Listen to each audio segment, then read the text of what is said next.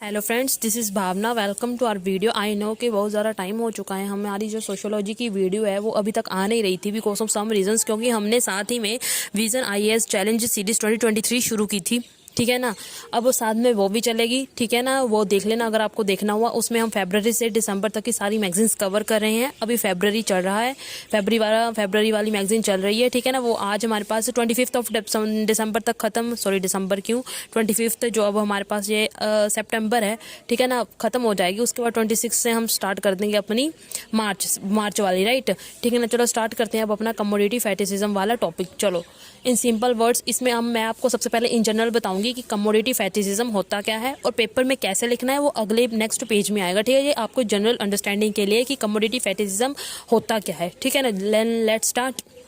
In simple words, commodity fetishism is when people in capitalist society get so caught up in prices and values of things that they forget these things were made by real people who worked hard। मतलब कि capitalist society में हम पता क्या करते हैं, चीज़ों को इतनी वैल्यू दे देते हैं कि हम जो उन चीज़ों को बनाता है उनको वैल्यू ही नहीं कर पाते। ठीक है ना। वैल्यू किसको दी जाती है सबसे ज़्यादा? चीज़ों को। जैसे हम फ़ोन खरीदते हैं, हम ये थोड़ी ना देखते कि बंदे ने पीछे कितनी मेहनत की है फ़ोन बनाने के लिए। ठीक है ना, हम देखते हैं वाह मेरे पास फ़ोन आ गया, भाई फ़ोन की वैल्यू है, बंदे ने जो जिसने बनाया उसकी वैल्यू नहीं कुछ भी।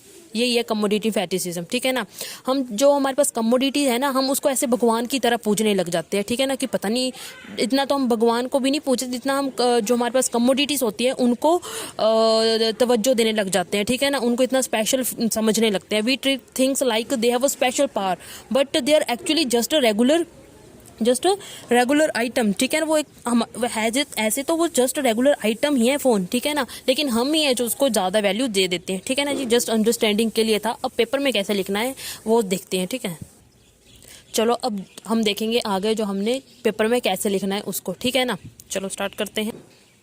It is the concept which is closely related to the Marxian idea of capitalistic production. मतलब कि कमोडिटी फैटिसिज्म वाला जो कंसेप्ट है ये किससे लिंक्ड है?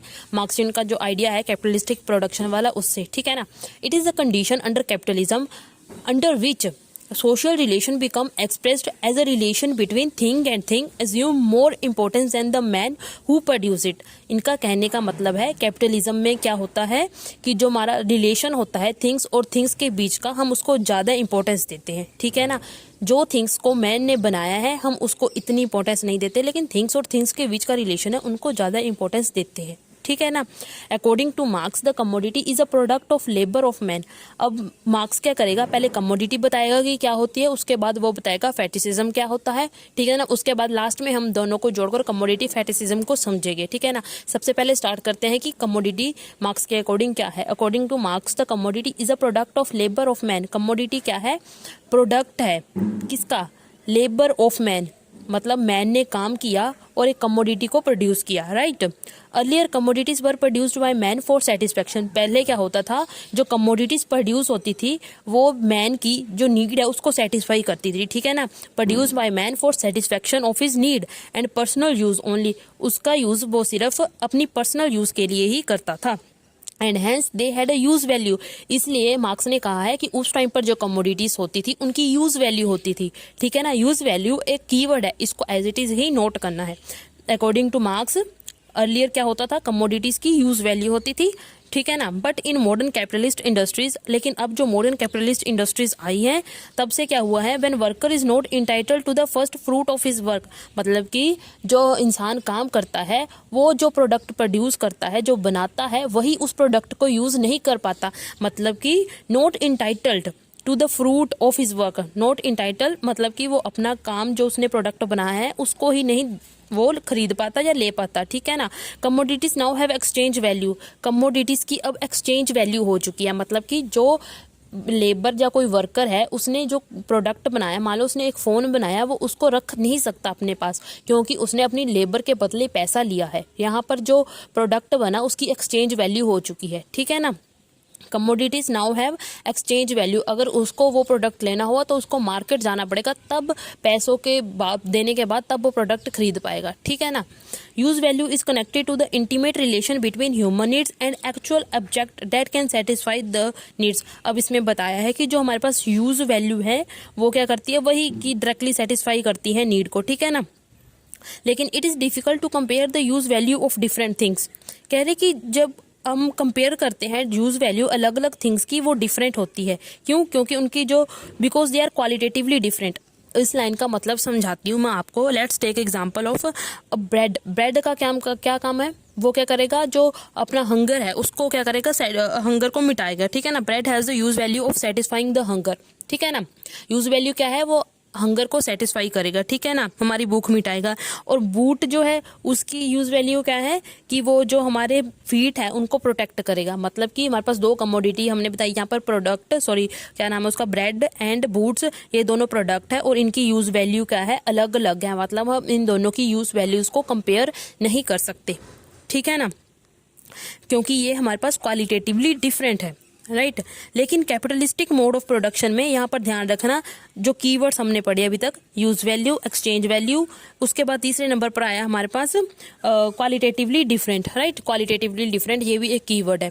अब समझ में आया? और ये तो हमने क्वालिटेटिवली डिफरेंट बात की अर्लियर। पहले ऐसे होता था कि जो हमारे पास कमोडिटीज होती थी वो क्या होती थी? क्वालिटेटिवली डिफरेंट होती थी, ठीक है ना, उनकी जो यूज वैल्यू है। लेकिन कैपिटलिस्टिक मोड ऑफ प्रोडक्शन में क्या होगा? जो कमोडिटीज होंगी वो क्वालिटेटिवली डिफरेंट नहीं होगी, वो क्वांटिटेटिवली डिफरेंट होगी।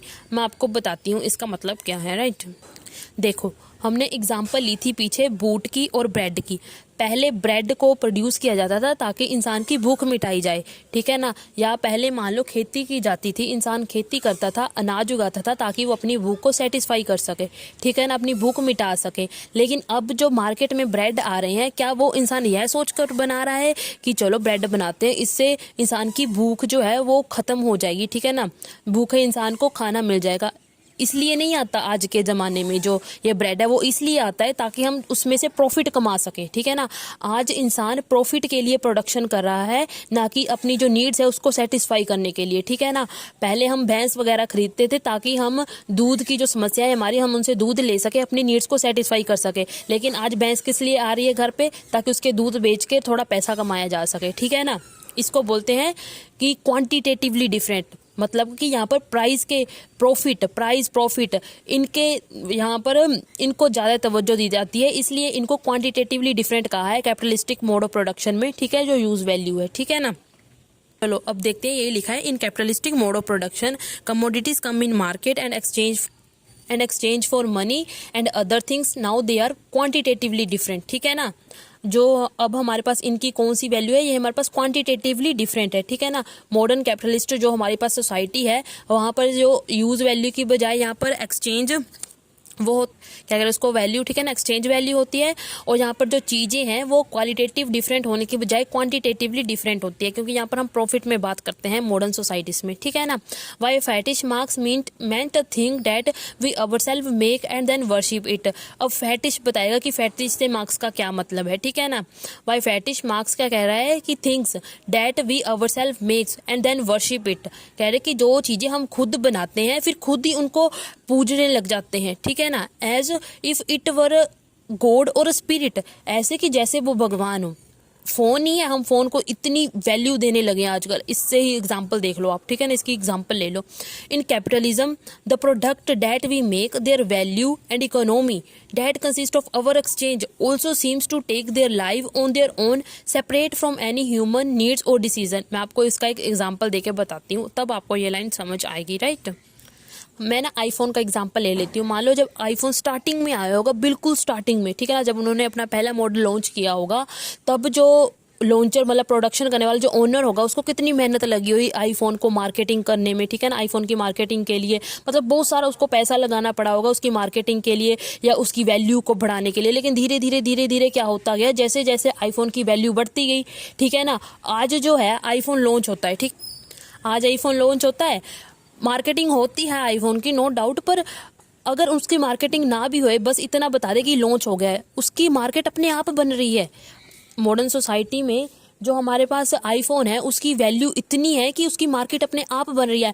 मतलब कि आईफोन खुद पर खुद जो है अपनी मार्केट को तैयार कर रहा है आज के ज़माने में, ठीक है ना। एक और एग्जांपल बताती हूँ, रेस्टोरेंट ले लो। रेस्टोरेंट पहले जो इंसान रेस्टोरेंट खोलता है उसको बहुत सारी मार्केटिंग करनी पड़ेगी। लेकिन धीरे धीरे जैसे उसका जो रेस्टोरेंट है वो चलने लगेगा, लोग आएंगे उस पर खाना खाएंगे और दूसरों को बताएंगे, धीरे धीरे इतना नाम हो जाएगा उसके रेस्टोरेंट का कि जो लोग खुद पर खुद, अब चाहे वो मार्केटिंग करे, जो उसका ओनर होगा ना करे, लोग खुद पर खुद आएंगे उसके रेस्टोरेंट में और लोगों को भी साथ में बताएंगे। मतलब कि रेस्टोरेंट की अपनी खुद की एक वैल्यू होगी। अब जो रेस्टोरेंट है वो डिपेंड नहीं करेगा कि मेरा ओनर जो है मेरी मार्केटिंग करे या वो कुछ और करे, ठीक है ना। वो खुद पर खुद इंडिपेंडेंट हो जाएगा जो वो रेस्टोरेंट होगा। यही बताया है इस लाइन में, ठीक है ना। कहाँ पर थी line? Yes, in capitalism the product that we make, capitalism में क्या होता है, जो प्रोडक्ट हम बनाते हैं, देयर वैल्यू एंड इकोनॉमी, जो उसकी वैल्यू होती है प्रोडक्ट की, and economy that consist of our exchange, और कह रहे कि जो इकोनॉमी जो होती है वो इकोनॉमी हम जब हम खरीदते हैं सामान बेचते हैं तभी तो इकोनॉमी ग्रो करती है, जो कि हमारे एक्सचेंज पर ही वो हमारे एक्सचेंज से ही बनती है जो इकोनॉमी होती है। Also seems take their live on their own, वो धीरे धीरे जो है अपनी जो लाइव है ऑन देयर ओन, मतलब कि खुद पर खुद चलाने लग जाते हैं। मतलब कि अब वो किसी पर डिपेंड नहीं रहते। जैसे मैंने आपको एग्जांपल बताई थी कि जो आईफोन है आज के टाइम पर वो खुद पर खुद अपनी मार्केट क्रिएट कर रहा है, ठीक है ना। वो रेस्टोरेंट आफ्टर जब उसका जो नाम हो जाएगा वो खुद पर खुद कस्टमर्स को लेकर आएगा, ठीक है ना। इस तरह वो ओन अपनी जो लाइफ है, take their life on their own. समझ आया इस लाइन का मतलब? Separate from any human need और डिसीजन, उसमें उनको कोई ह्यूमन या उसके कोई डिसीजन की जरूरत नहीं है, ठीक है ना। Even our own labour become a commodity, अभी तक तो कह रहे इवन अभी मीन टू से कि हमारी खुद की लेबरी जो है वो बिक रही है, ठीक है। हम काम करते हैं फैक्ट्रीज में जाकर, किसके बदले? पैसे के बदले। मतलब कि हम अपनी खुद की लेबर को ही बेच रहे हैं या खरीद रहे हैं कोई हमसे हमारी लेबर को। Even our own labour become a commodity, बन गई है क्योंकि ये खरीद हो रही है, that is bought and sold. Our labour acquire and exchange value that is separate from us, हमारी जो लेबर है वो एक्वायर कर रही है एक exchange value that is separate from us, जो हमसे क्या हो गई है, एक तरह से सेपरेट हो गई है, ठीक है ना। Thus man is a powerless with a little control over what he produces, इस तरह जो मैन है वो धीरे धीरे पावरलेस हो रहा है। Thus the man become powerless with little, अब उसका जो अपनी प्रोडक्शन है, जो उसने प्रोडक्ट प्रोड्यूस किया है उस पर कोई कंट्रोल नहीं रह रहा। With little control over what he produces and commodities become a source of alienation, और जो कमोडिटीज है वो सोर्स बन रही है एलियनेशन का। Marx called the process as a fetishism of commodities, Marx इसलिए बोल रहा है कि इस प्रोसेस को कहा है फेटिसिज्म ऑफ कमोडिटीज, मतलब कमोडिटीज का फेटिसिज्म हो रहा है। जो कमोडिटीज हम बना रहे हैं उस पर हमारा कंट्रोल नहीं कर पा रहे। जो कमोडिटी है उसकी खुद की वैल्यू इतनी बढ़ रही है कि वो खुद ही अपना मार्केट जनरेट कर रही है आज के टाइम पे। इसको जो है इंसान की ज़रूरत बिल्कुल ही कम होने लगी है, ठीक है ना। इस तरह जो इंसान है वो अपनी प्रोडक्शन पर अपना जो कंट्रोल है वो खो रहा है। बस यही है हमारे पास कमोडिटी फेटिसिज्म। आशा है आपको समझ आया होगा। Thank you, like subscribe and share. मिलते हैं अपनी नेक्स्ट वीडियो में। Have a nice day.